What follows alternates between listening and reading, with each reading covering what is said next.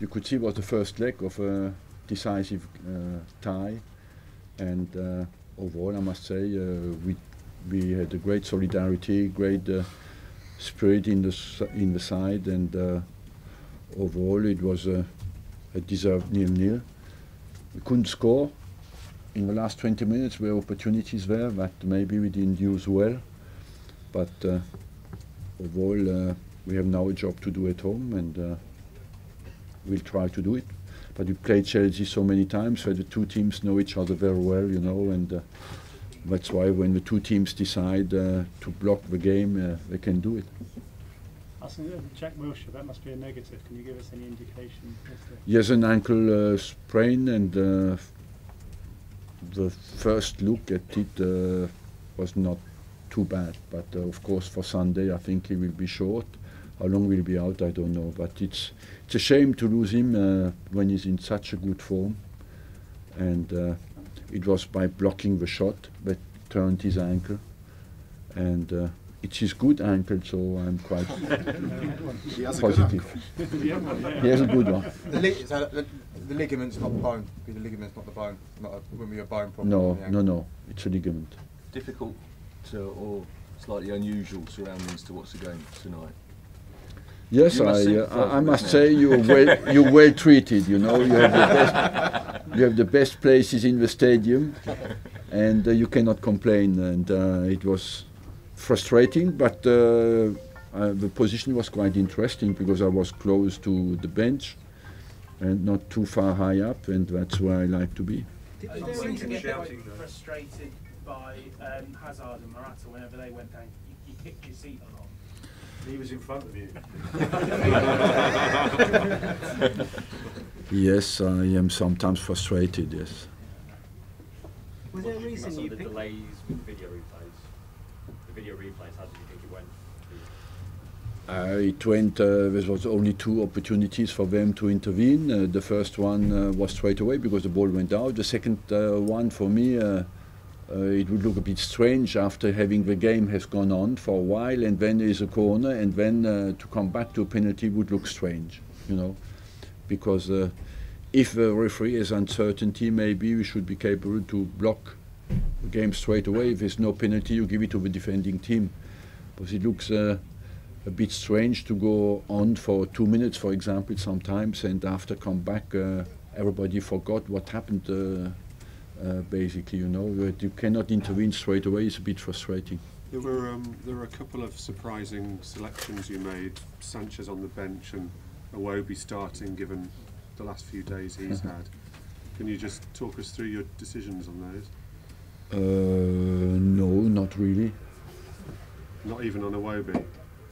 Because you said he'd be punished, and then... Yes, there's one thing to punish somebody individually, and the second thing to punish everybody. You know, if I think that he has can help the team to win, it's nothing to do with the fact that he can be punished separately, individually.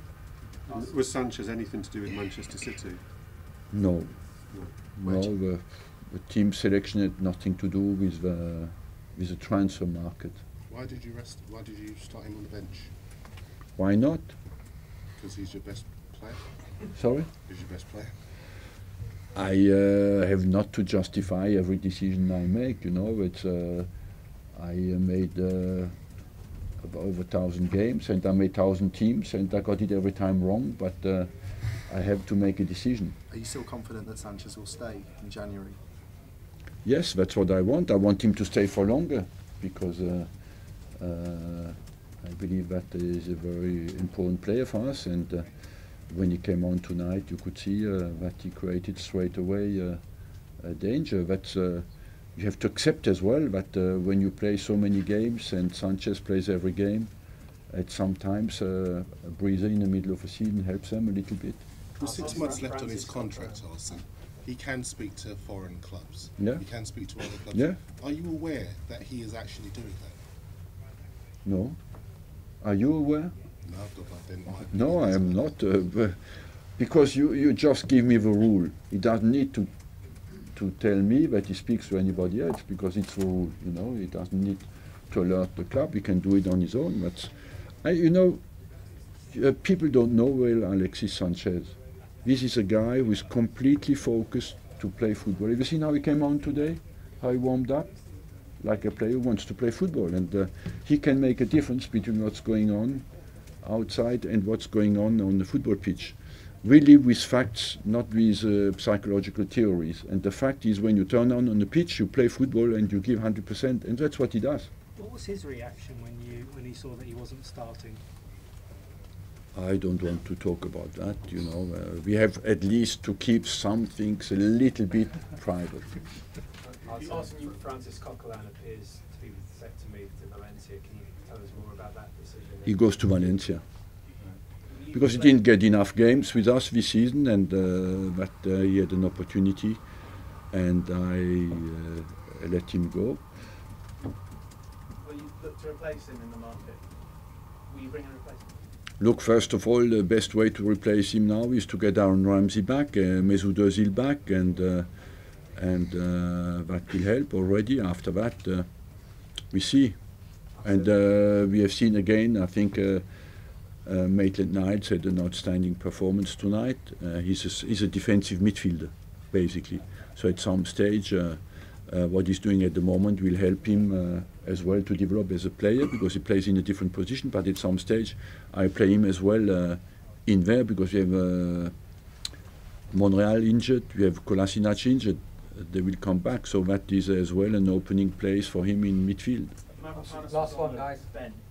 Are you going to keep Mavropanos? He was on the bench. I think he said he was going to go on loan to Germany. I personally want to keep him until May to know him better, to assess his level. But the first signs he has shown in training were so encouraging that I decided to keep him until May. Arsene, you just on Sanchez. You were saying he warmed up like a guy who wants to play football. I mean, everybody accepts that. The question is whether he wants to play football at Arsenal. So of course, he didn't play for anybody else tonight. Yeah, but you can understand that as time ticks on, people are going to be asking more and more questions. Surely it's better, even for you, to know one way or the other whether he wants to stay and to commit or not to commit. Yeah, of course. It's better for you to know now, isn't it? I can understand that, yes. But is it better for you to know now, though, rather than? Look, I have no problem with does he sign now or in June, or what is for me important is the next game, and that you can rely on him. The only thing I want to say, the performance of Alexis Sanchez and the commitment does not depend on the duration of his contract. Just depends on the fact when he's on the football pitch he wants to play. That's not true, though, is it? That's not true, though, is it? I mean, if his contract is expiring and he's committed to Arsenal, then isn't his commitment dependent on whether he is ready to stay and play for their club, rather than if he plays well tonight, last week, next week? I don't understand the way you see things. You know why? Because it doesn't matter if I play the next game for Arsenal. It doesn't matter how long contract I have to go. I want to win the game, and I commit like stay forever. So you say basically that the commitment of a player is linked with the length of his contract. I don't believe that at all. Thank you. Thank you.